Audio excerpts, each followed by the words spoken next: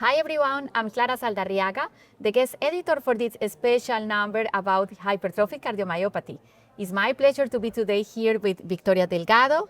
She's one of our authors from this special topic, and she's an expert in multimodality and also echocardiography. So we are going to discuss a little bit about the key things that you are going to find in this issue.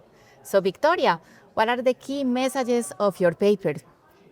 So this is a great opportunity to discuss about the different imaging modalities that we have in clinical practice to get the right diagnosis of patients with left ventricular hypertrophy and particularly with hypertrophic cardiomyopathy.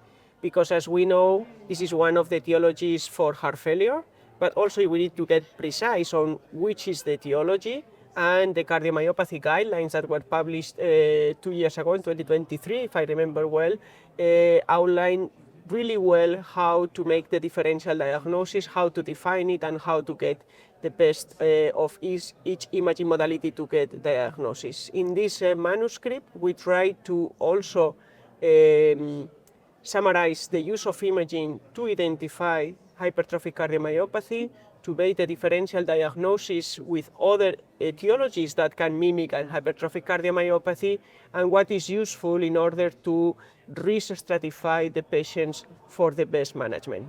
So that's wonderful. So the readers are going to find the tips for echocardiography, but also for tomography and also for CMR.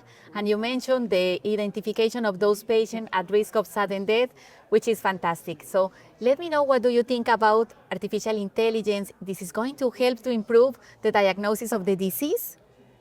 I don't know if it will help, but for at least it will make our lives easier, because we are using now artificial intelligence-based tools in order to speed up the acquisition of the data on imaging, not only on echo, but also, for example, on CMR, to make shorter times of acquisition, which is also more comfortable for the patient. We get faster the data, so we occupy the system or the machine less. And then also for the analysis of the data, we can have automatized many measurements, which gains in reproducibility and accuracy as well. And I think that in daily practice, these are tools that are going to help us to detect those patients and to have a kind of red flags that this patient may have a hypertrophic cardiomyopathy. So that's fantastic. You think that we have an underdiagnosis of the disease, and that's why we need to teach clinicians how to choose the right imaging test and how to perform that?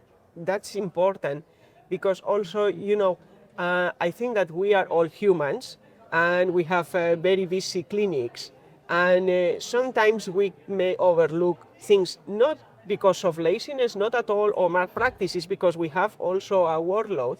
And when we have systems that help us to identify or kind of red flag that patient, we are going to take a little bit more careful look, and maybe to indicate in the report, look, this patient may benefit from a nuclear test to rule out amyloidosis, for example, or is going to need a CMR to check for characteristics that point out a hypertrophic cardiomyopathy, or this patient has obstruction, but maybe we need other maneuvers that can elicit that obstruction, and that can make that the patient is suitable for new therapies, for example, as we have now with mavacamten or aficamten, for example.